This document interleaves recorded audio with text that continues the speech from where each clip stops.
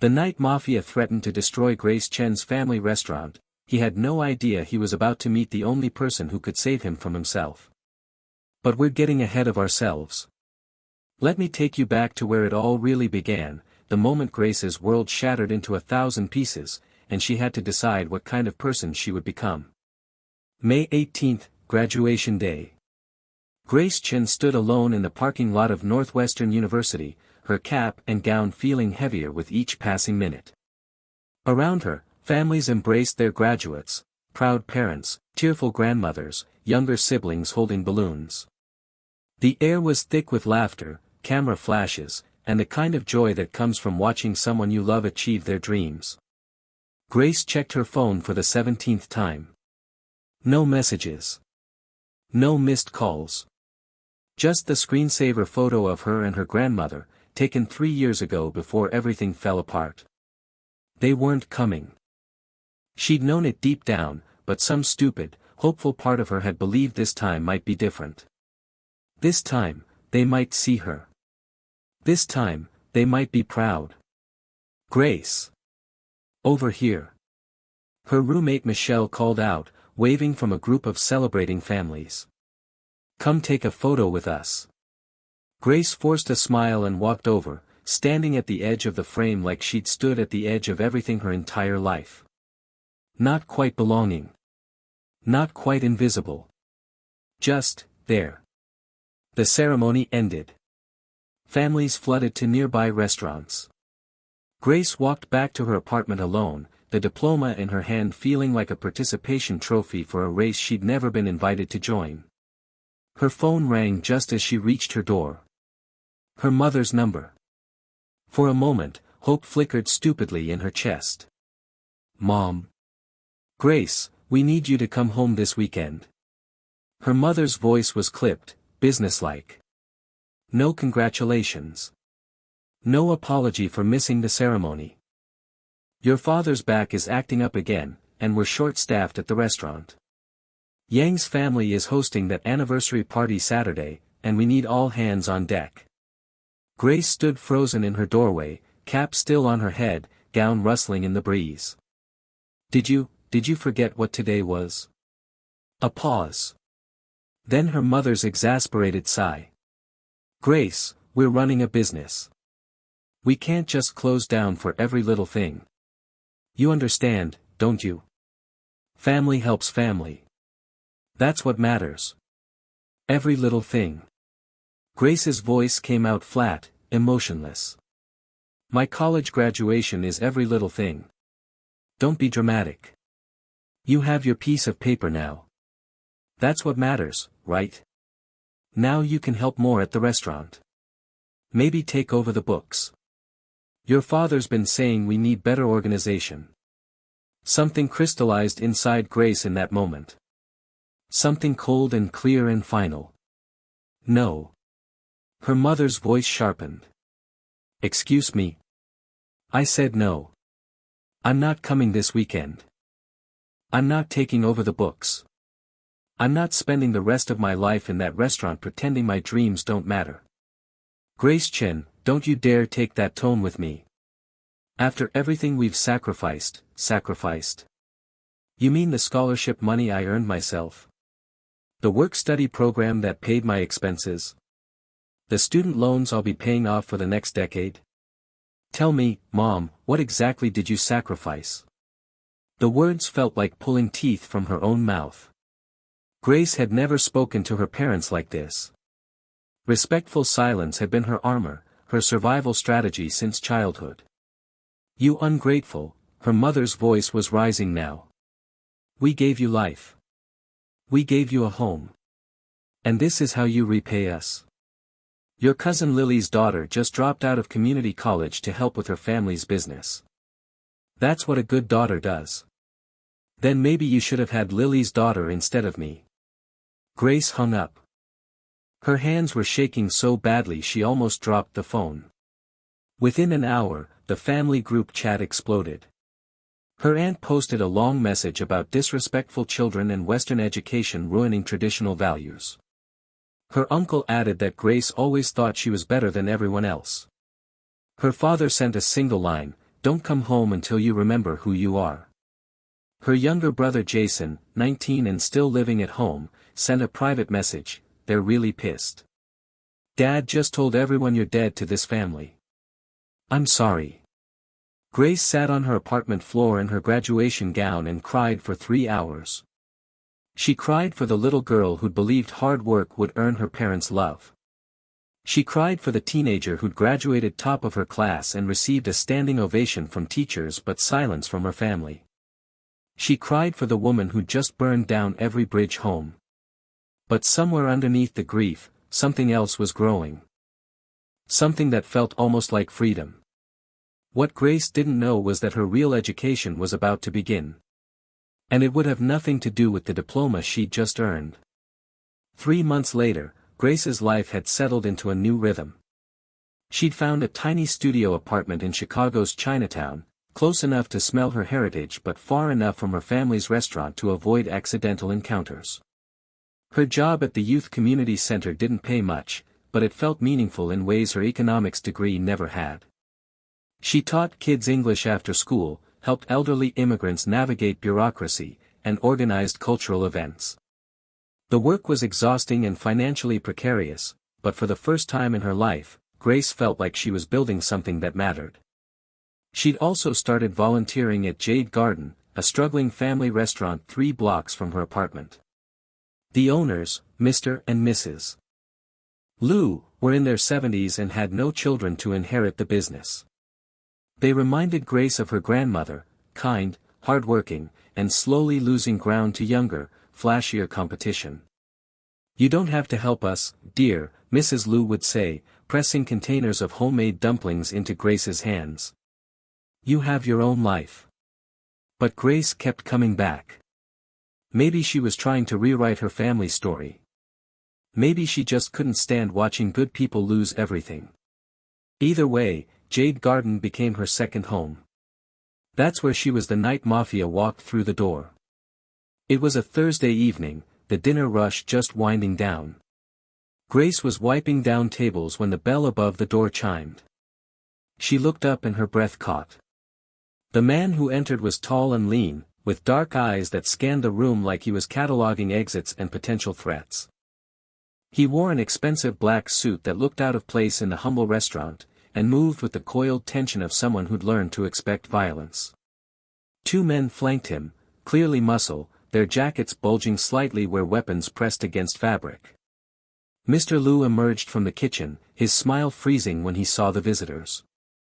Mrs. Liu went pale and gripped the counter. Can I help you? Mr. Liu's voice was steady, but Grace caught the tremor underneath. The man in the middle, Mafia, though Grace didn't know his name yet, pulled out a folded document. This building's been sold. New owner wants current tenants out in 30 days. We're here to help facilitate that transition. His voice was smooth, almost pleasant, which somehow made it more threatening. Sold. Mr. Liu's face crumpled. But we have a lease. 2 more years.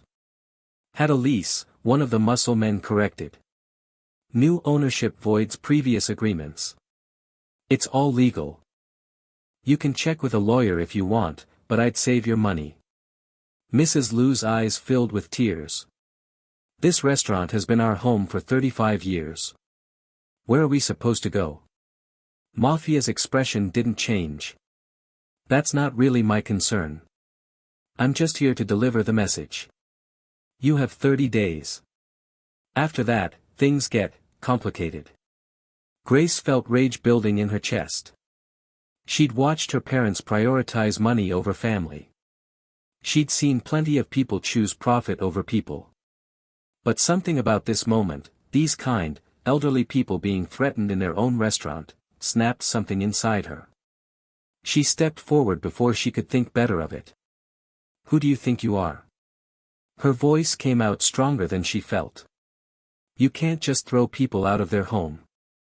Mafia's eyes shifted to her, and Grace felt the weight of his attention like a physical thing. For a long moment, he just studied her, this small woman in an apron, trembling with righteous anger. And you are?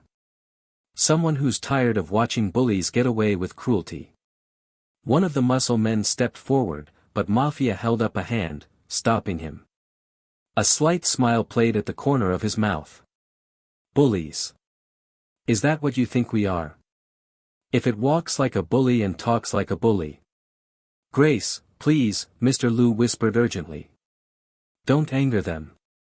But Grace couldn't stop now. All the rage she'd swallowed for years, at her parents, at a world that valued profit over people, at every injustice she'd witnessed and stayed silent about, came pouring out. You show up here with your expensive suits and your threats, pushing around elderly people who've spent decades building something beautiful. What does that make you, if not a bully? Mafia stepped closer. Grace's heart hammered, but she held her ground.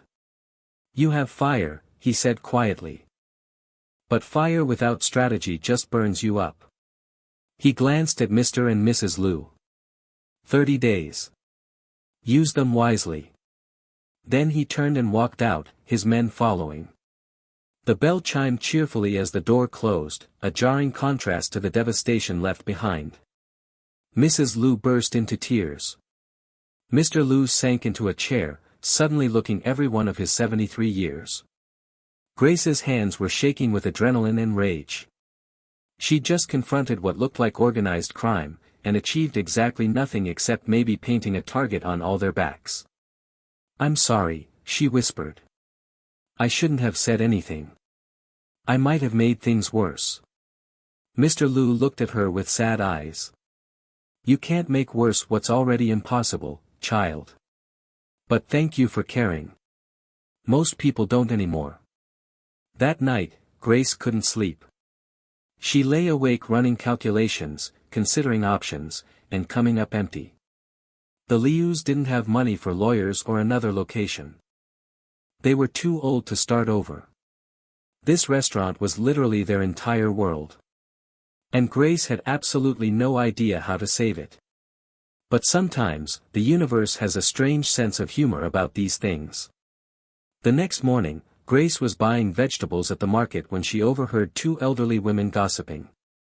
Did you hear about the Liu's place? Terrible shame. That building's been sold to developers. Whole block is coming down for luxury condos. Another one? That's the third restaurant this month.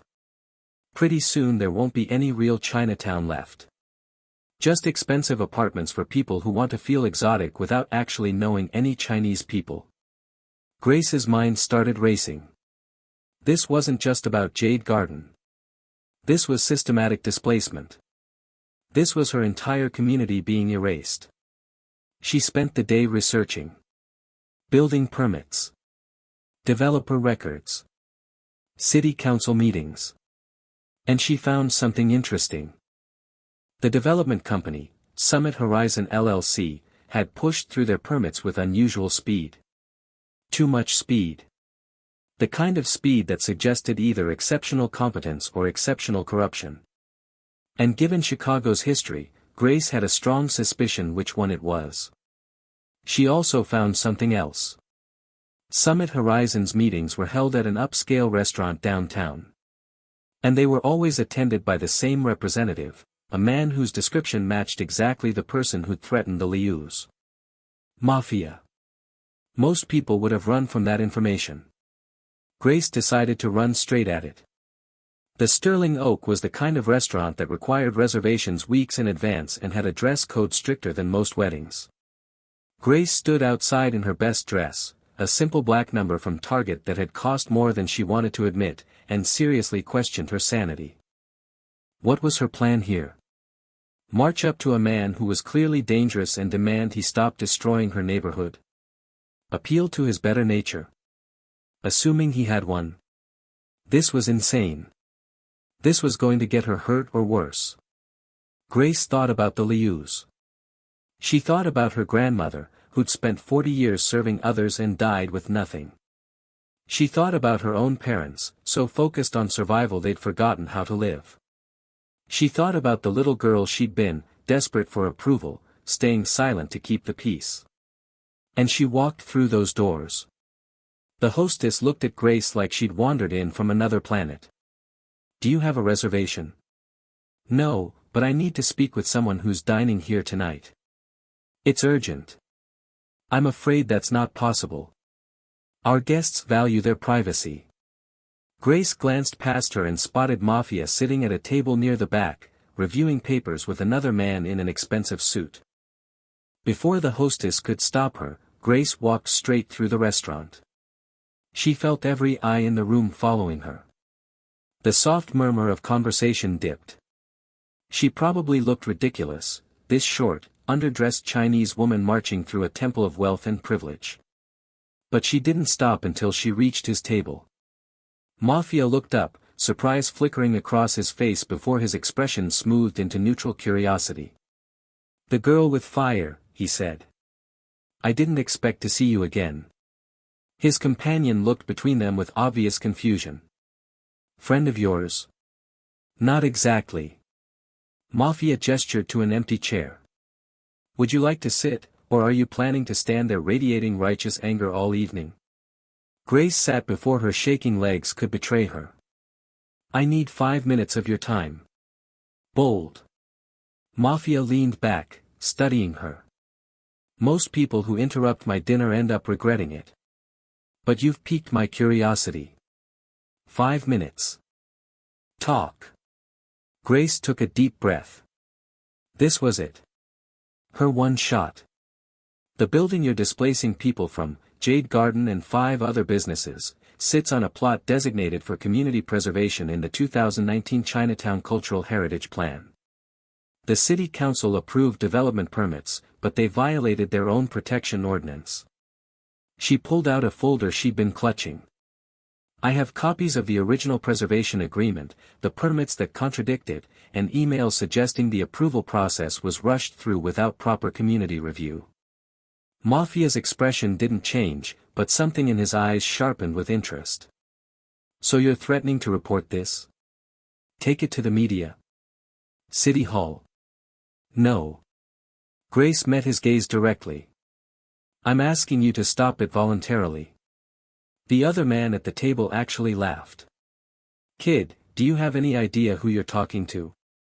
"I know exactly who I'm talking to. Someone who's facilitating the destruction of a community for profit. Someone who has a choice about what kind of person he wants to be." Mafia dismissed his companion with a small nod. The man gathered his papers and left, though his skeptical glance back suggested he thought Grace was about to be thrown out. Or worse. When they were alone, Mafia leaned forward. "You researched this? Did actual investigative work? Found a potential legal angle that could slow down the development?" He sounded almost impressed. "That took intelligence and courage. 2 things that are remarkably rare. I don't want compliments. I want you to walk away from this project. Just like that. You think I can snap my fingers and undo months of planning and millions of dollars in investment? I think you have more power than you're admitting. I think this project happens because you say yes. And it stops if you say no."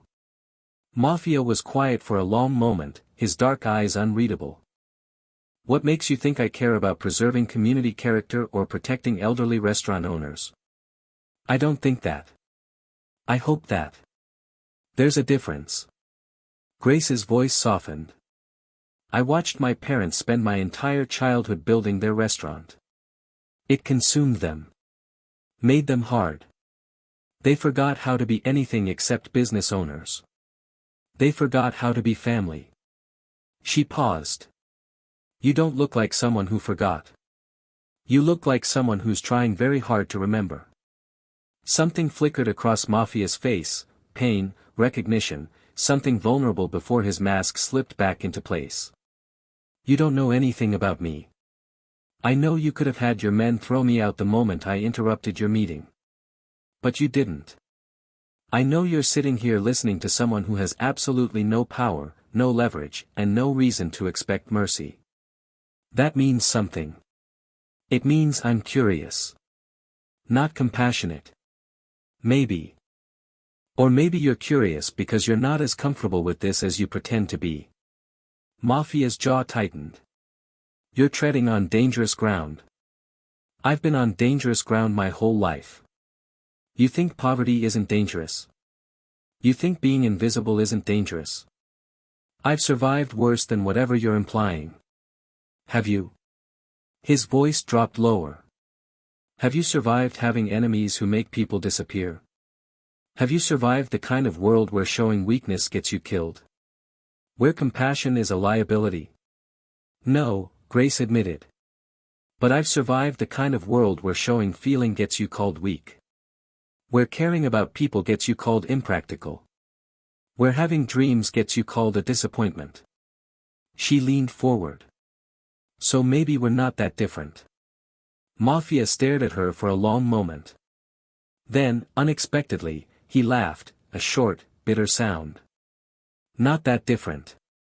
You have no idea how absurd that is. Then educate me. Tell me why I'm wrong. Because people like you, he gestured at her, people with fire and hope and belief in human goodness, you're the people my world destroys. You're what we consume to build our empires. And the fact that you're sitting here asking me to choose differently, to be better, he shook his head. It's like watching a lamb walk up to a wolf and asking politely if maybe he could consider vegetarianism. Maybe the wolf is tired of eating meat, Grace said quietly. Mafia went very still. What did you say? You heard me. Maybe you're tired of being what everyone expects you to be. Maybe you want something different but don't know how to reach for it without looking weak. Grace's voice was gentle now, not accusing. I understand that. I spent 24 years being what my family expected. Silent. Obedient. Invisible. It nearly killed who I actually was. And who are you actually? Someone who cares too much. Someone who can't walk away from injustice even when it's smart to do so. Someone who believes people can change if they want to badly enough. She smiled sadly. Someone who's probably about to get hurt for saying all this to you. Mafia was quiet for a long time. When he spoke again, his voice was different, rougher, more human. My name is Daniel. Mafia is, it's what people call me. But my name is Daniel Park. The use of his real name felt like a crack in armor. Grace felt the weight of it. I'm Grace. Grace Chen. I know. I looked into you after you confronted me at Jade Garden. He saw her expression and added, information is survival in my world. Don't take it personally. What did you find? A woman with a degree in economics working at a community center for barely above minimum wage. A family that disowned her for choosing her own path. A pattern of helping others even when it hurts her own interests. Daniel's eyes were intense. You're either remarkably noble or remarkably foolish. I haven't decided which. Can't I be both? He smiled slightly. It transformed his face, making him look younger and less dangerous. What do you want from me, Grace Chen? Really? I want you to imagine something, she said. Imagine you had the power to preserve something beautiful instead of destroying it. To protect people instead of displacing them. To be remembered as someone who built community instead of tearing it down. She paused. What would that version of you look like? Daniel looked away, his jaw working. That version of me is a fantasy. A weakness I can't afford. Or a strength you've been afraid to claim. You don't understand the forces involved here. This isn't just about me.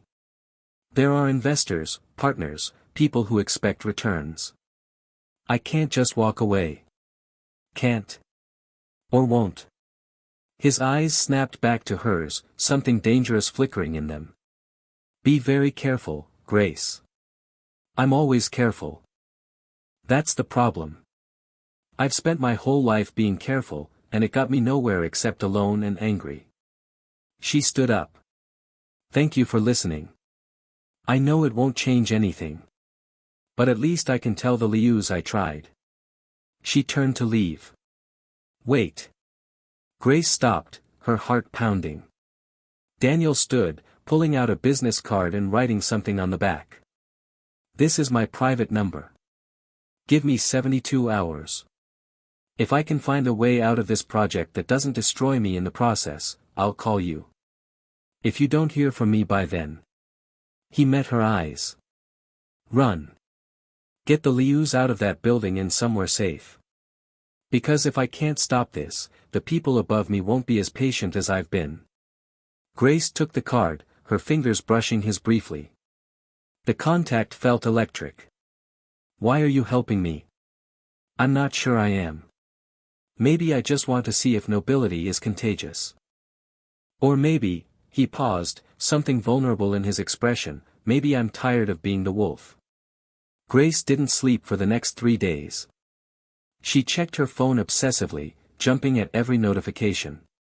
She helped the Lius start packing, just in case. She researched emergency housing options for displaced families. And she tried not to think about Daniel's dark eyes and the way his carefully constructed walls had cracked for just a moment. 71 hours and 43 minutes after their conversation, her phone rang. Unknown number. Hello. Meet me at Jade Garden. Tomorrow. Noon. Daniel's voice. Bring the Lius. What's happening? Did you, tomorrow? Noon. I'll explain everything then. He hung up. Grace stared at her phone, hope and terror warring in her chest. This could be good news. Or it could be a setup, a way to deal with all of them at once. She'd walked into the lion's den before. She supposed she could do it again. The next day, Grace and the Lius arrived at the restaurant at 11:55 a.m. Daniel was already there, sitting at a table with multiple folders of paper spread out in front of him. He looked exhausted, like he hadn't slept in days. 2 other people sat with him, a woman in a sharp business suit and an older man Grace vaguely recognized from community council meetings. Mr. and Mrs. Liu, Grace. Daniel stood, his formal manners oddly touching. Thank you for coming. Please, sit. They sat, Mrs. Liu gripping her husband's hand so tightly her knuckles were white. Daniel took a breath. I've spent the last 3 days reviewing the development contract, consulting with lawyers, and negotiating with my investors. He looked directly at Grace. You were right. The permits violated the Cultural Preservation Ordinance. That gives us legal grounds to challenge the development. Grace's heart leaped. You're stopping it? Better. I'm restructuring it. Daniel pushed a folder toward the Lius. Instead of demolishing the block, we're converting the project to mixed-use development. Ground floor commercial spaces, including this restaurant at current lease rates, with affordable housing above. The investors get their return, the community keeps its businesses, and the cultural character is preserved. Mrs. Liu began crying. Mr. Liu just stared at the papers like they might disappear if he looked away. Why? Mr. Liu finally asked. Why would you do this? Daniel's eyes found Grace's across the table. Someone reminded me that power can build instead of destroy. And I wanted to remember what that felt like. He turned back to the Lius. This restaurant has been here for 35 years. That kind of legacy deserves protection, not elimination. The older man from the community council cleared his throat. I'm Marcus Washington, president of the Chinatown Business Alliance. Mr. Park approached us with this revised proposal yesterday. We've reviewed the plans, and they meet all community preservation requirements while still allowing for neighborhood growth. It's exactly the kind of development we've been advocating for. Grace felt tears burning behind her eyes. She'd won. They'd actually won. There's one condition, Daniel added, looking at Grace. The community center where you work needs funding, correct? Constantly on the verge of shutting down. Grace nodded, not trusting her voice. Part of the development agreement includes a community investment fund. 10% of rental proceeds go into a trust that funds youth programs, cultural preservation, and support services. He slid another folder toward her. Including full funding for your community center. Guaranteed for 20 years. Why? Grace whispered. Why would you do all this? Daniel stood, gathering his papers. Because you asked me to imagine a different version of myself.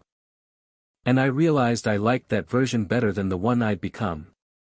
He paused at the door. Maybe nobility is contagious after all. He left before Grace could respond, the door chiming softly behind him. Mrs. Liu hugged Grace so tightly she could barely breathe. Mr. Liu was crying now too, laughing through his tears. Marcus Washington was already on his phone, spreading the good news to other community leaders. And Grace sat there, holding a business card with a private phone number, wondering if she'd just witnessed a miracle or the beginning of something even more complicated. 3 weeks later, Grace was helping set up for the community center's annual cultural festival when her phone buzzed. A text from that private number, the one I haven't called yet because I'm not sure you'd want to hear from me. Grace's heart did something complicated in her chest. She typed back, the one who saved an entire community but is apparently too scared to call. Dots appeared, disappeared, appeared again. Scared is accurate. I'm not good at this. The human connection thing. Lucky for you, I'm an excellent teacher. Coffee? Tomorrow. A long pause. I'm not the man you think I am, Grace. My world is complicated. Dark. Dangerous. Grace smiled as she typed, I don't want you to be someone else. I just want you to keep trying to be the version of yourself you actually like. Coffee. Tomorrow. Say yes. Another pause. Yes.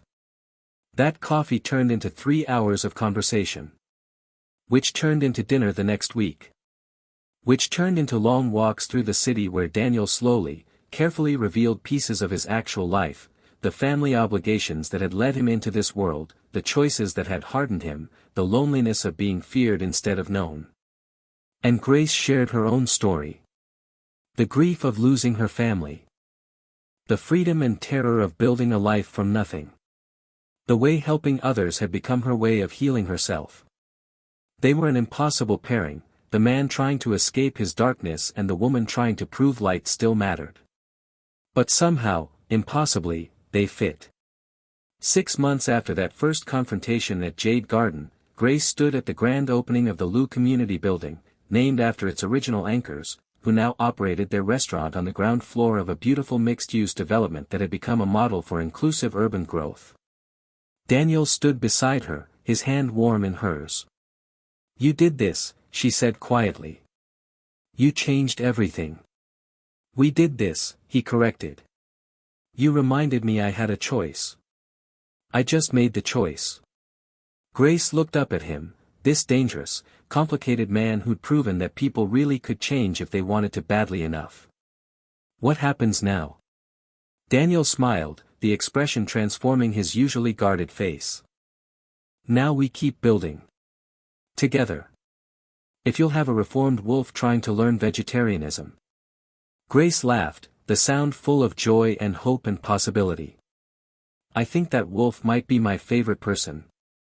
And standing there, surrounded by community, watching elderly people and young families move through doors that almost closed forever, Grace finally understood what her grandmother had always tried to teach her: power isn't about how much you can control. It's about what you choose to protect. Strength isn't about staying silent. It's about speaking up even when your voice shakes. And family isn't who shares your blood, it's who shows up when you need them most, even when they have every reason to walk away. Some doors close. Some families disappoint. Some dreams die. But sometimes, if you're brave enough to demand better from yourself and others, new doors open that lead to places more beautiful than you ever imagined. Sometimes the threat becomes the ally. The enemy becomes the friend. And the person you thought was darkness reveals they've been fighting toward light all along. Grace Chen had walked into fire demanding change. And she'd walked out having transformed not just a community, but the heart of a man who'd forgotten he had one.